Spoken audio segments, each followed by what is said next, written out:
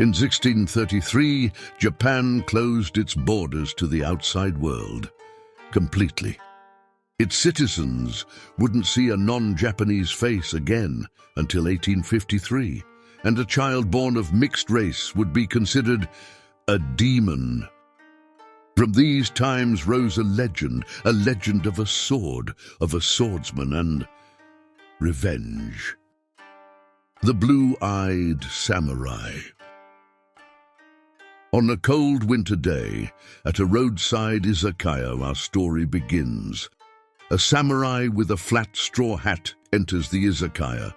He sits undisturbed as a no-handed waiter takes his order. A nearby man humiliates his recently paid-for girls. Finish your balls. I paid your father's good money for you.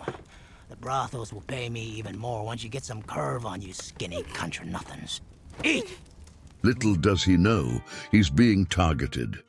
The waiter returns to the samurai, and he is grateful for his meal.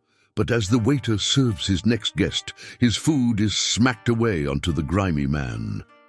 The angry customer verbally assaults the owner, so the owner apologizes for his simpleton son's actions. The owner orders his son to clean him, but the son slips. Do you know who I am? I am Hachiman, the flesh trader. No one messes with Hachi. His target is now confirmed, so the samurai slowly pushes away his table and rises. He steps in front of Hachiman, examining his foreign gun. Not a Japanese pistol. A European design, isn't it? The couple rises to leave as the samurai interrogates Hachiman. But Hachiman wants to know how he knows so much about him. Maybe I've been following you. The famous Hachi with the famous gun. You can tell me who sold it to you. But Hachi declines, so the samurai clicks his sword, causing Hachi to lose his cool. You don't deserve my blade. You don't even deserve this blade.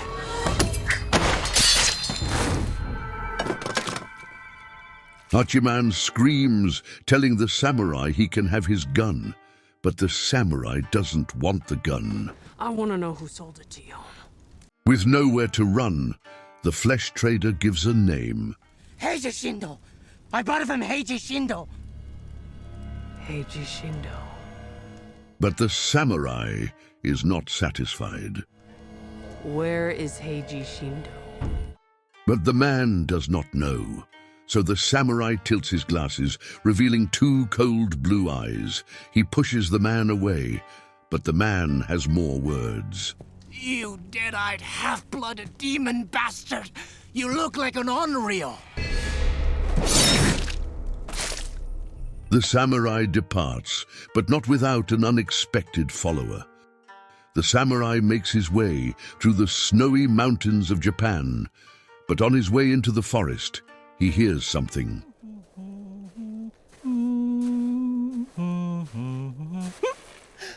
He points his blade at the waiter, but the waiter explains himself. I found you! I knew I'd never catch up on the path, but I remember this shortcut because when we were traveling to the Yuzushi Shrine for my 7th birthday, I went to pee and got lost. But the samurai tells him to go home and continues on his way. But the waiter isn't done and tells the samurai that he is meant to be his apprentice. However, the samurai has other plans. A breeze can throw a crane off course. You are a typhoon. The waiter begs on his hands and knees to let him go, claiming he wants to be just like the samurai. But the samurai is done with his antics, leaving the waiter tied to a tree. The samurai continues his journey in the snow until he reaches an old temple. He pays his respects and prays to the gods to show him the path leading him to Heiji Shindo, as well as the men he seeks to eliminate. Please give me the strength to kill them. 15 years ago, on the night of Hizu's comet, our samurai was chased down by the village children for being mixed race. They chase him to the edge of the cliff and spew insults about his mother, who took her own life and called his biological father a white devil.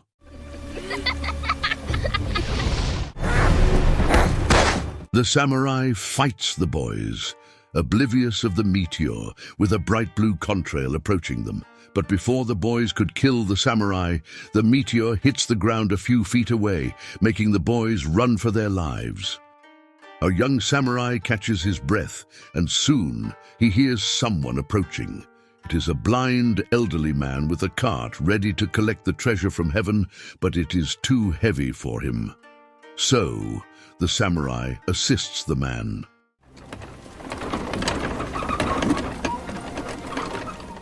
And just like that, the orphan samurai finds shelter with the older man, who treats him to a meal before asking him to leave. Take the ball as you go, thank you. But the samurai has nowhere to go in such heavy rain. So he pretends to leave, but hides in the corner while the blind man, a sword maker, calls it a day after he struggles to understand his newfound treasure. It's a strange metal. The next morning, the samurai wakes up startled by a loud thud. The swordmaker, fully aware of the boy's presence, hints at the boy to help him. Good morning. It would be nice if someone made tea. So the young samurai diligently fulfills all the swordmaker's wishes. Back in the present, the samurai has reached the city of Kyoto at the break of dawn. He bribes the guard at the gate and enters the lively market. However, the city's people are as unlively and unwelcoming, making it difficult for the samurai to ask for directions. He finally manages to ask for directions to Shindo Dojo from 3 unruly men on horses who happen to be members of the same dojo. That's our dojo. You're gonna apply? You look like a blind beggar. The samurai reaches the address given by those unruly men, but it turns out to be a brothel. As he starts leaving, the women surround him and try to woo him, but he is firm in his actions and turns them down before asking for Shindo Dojo. Ask prices later. You're different, polite, sweet. But the samurai is in for a surprise when the waiter shows up out of the blue. So to get him off his back, the samurai pays the brothel for 3 days in advance and asks them to show the waiter the time of his life. It's all paid for. Have you ever been with a woman before? You just have to learn. The samurai is on his way when he hears the guards asking the people to make way for Princess Akemi's procession to pass through. The samurai moves aside, and as the princess's palanquin passes, he gets a glimpse of the beautiful Akemi.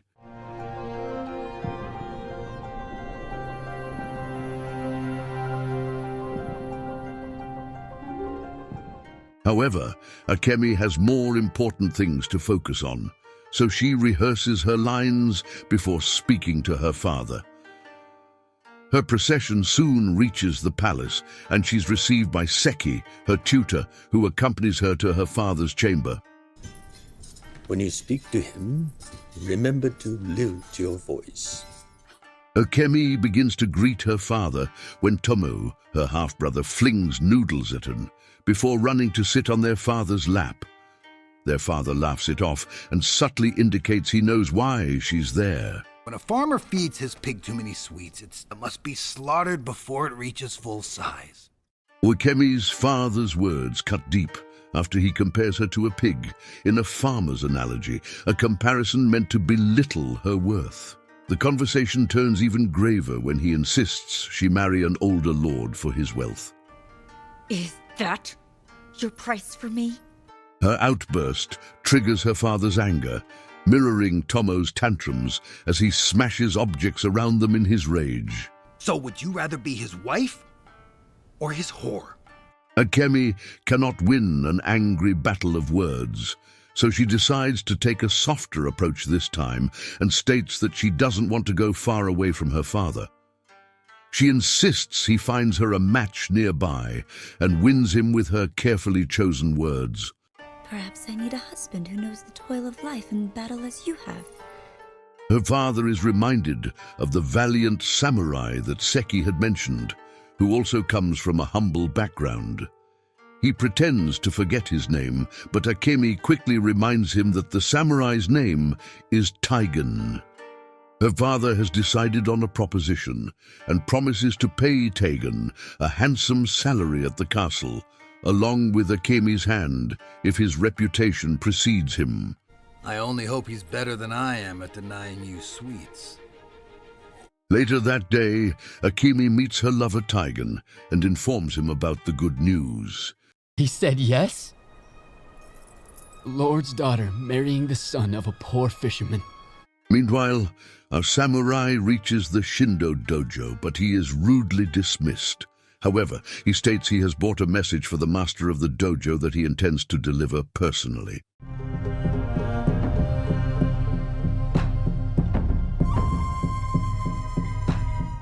Inside, our samurai meets one of the leaders of the dojo, who insists the samurai leave the message with him, as the master does not meet with messengers. But the samurai asserts that he will only speak to the master, and that the master will meet him. You stand before the Shindo school. But our samurai doesn't budge, so the leader asks the guards to send him away. However, our samurai is quick to remind them of a dojo's etiquettes of feeding a traveler visiting them. Feed him, then throw him out. Eat and leave. The samurai gets a glimpse of students training to become one with the blade, when he is reminded of his first time seeing Master Shindo display his skills 15 years ago for the blind swordsmaker. Show me everything. All his techniques. Adhering to the blind swordmaker's request, Shindo exhibits Shindo Ryu, a secret technique effective at slicing raindrops. Later, while the samurai is helping the blind swordmaker, he gets a detailed lesson on sword making, and he tells the samurai that the sword is the soul of a samurai, and it must match the man. We fold the steel to blend it. The more pure the steel, the harder it is. The samurai helps the swordmaker beat out the impurities and shape the metal into a sword. And finally, when the sword is prepared, the swordmaker presents it to Shindo. The samurai is also learning the art of sword making, but still has a long way to go. What is a sword? The soul of a samurai. It is a line. The edge we forge cuts the line between life and death. The sword maker suggests the samurai make 1,000 kitchen knives before he's ready to make a sword. A smith signs his name. However, the sword maker has his own troubles. After years of trying to tame the meteor metal, the sword maker gives up in frustration. Perhaps it does not want to be a sword. All metal wants to be a sword. Years have passed, and the samurai has grown into a tall young man. But one day, the sword maker finds him practicing sword fighting. What does a sword maker's apprentice practice swordplay? The samurai reveals he dreams of becoming the greatest swordsman alive to expiate the shame he carries for being a mixed race. No amount of hammering can remove my impurity. At the time of his birth, 4 white men in Japan traded in weapons, opium, and flesh. One of them took his mother and impregnated her, resulting in his birth. Observing his determination, the swordsmith permits the samurai to train during the night, and so the samurai's journey to cast down his 4 enemies begins.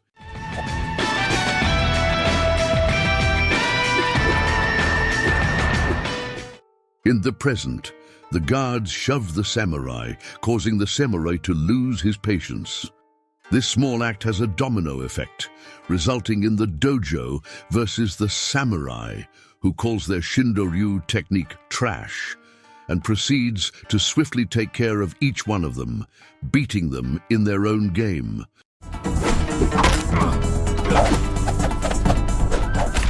But the samurai is only warming up when the senior members of the dojo intervene. Put down that toy and draw your sword. But then you'll die. On the other side of the dojo, Taigen shamelessly gropes and plays with prostitutes, while his friends boast about the trick he played to woo Akemi and end up getting a place at the royal palace.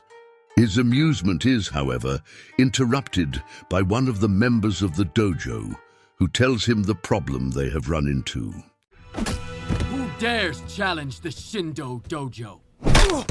I'm afraid no one in this dojo has offered much of a... But the samurai recognizes this cold gaze from 15 years ago, when he was chased in the heavy rain on the night of the meteor. You're from Kohama Village. Do I know you? The samurai once again asks to see the master, promising to leave them alone once he has spoken to him. But Taigen has other plans. You won't go anywhere except in the funeral cart. The duel seems inevitable, so the two men brace themselves and fight with all their might.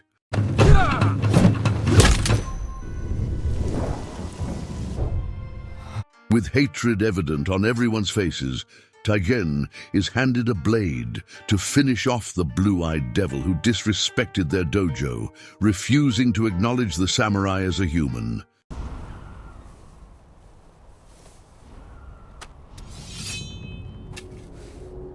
Surprisingly, the samurai finally draws his blade. Thank you.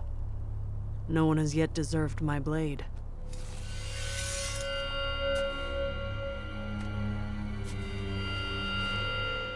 But Taigen is the one in awe, as he recognizes the insignia on the samurai's katana. You have a blade by Master Eiji. The men face off, but the samurai uses his foresight to analyze the potential outcomes and adjust his stance. They charge at each other, but Taigen soon gains the upper hand. Death comes for everyone. For you, today. Still conceited about his skills, Taigen kicks the samurai before turning his back towards him, unaware that the samurai was carrying a burden not just from childhood, but actual weights on his arms and legs.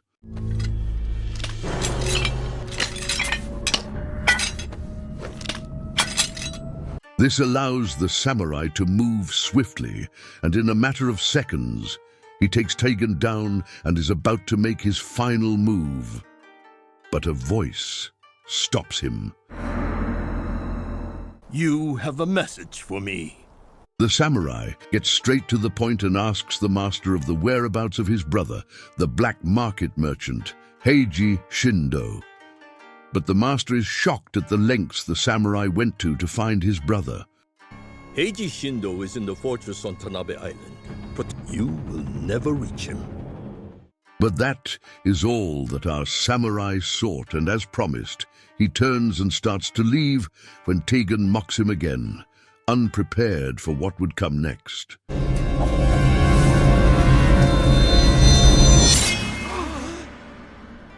The samurai leaves Kyoto, but not without leaving the mother and child with a parting gift courtesy of Taigen.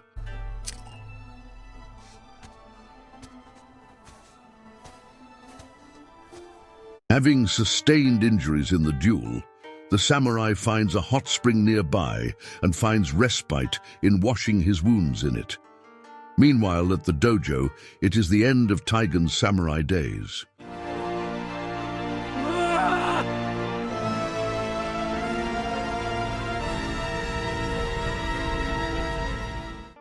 Elsewhere, the master of the dojo begs his brother for forgiveness for revealing his location, explaining that the samurai was unstoppable.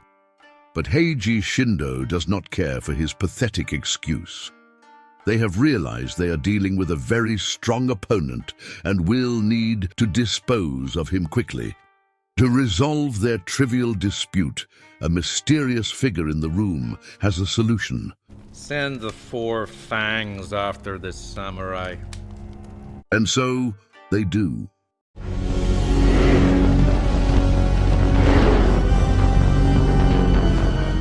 While the samurai sits under the waterfall, he remembers his last day with his teacher, the legendary Master Eiji. You will get yourself killed. I am ready. The young samurai is grateful for the kindness the swordmaker showed him, even after knowing the truth about him. I have no eyes, so I can accept you.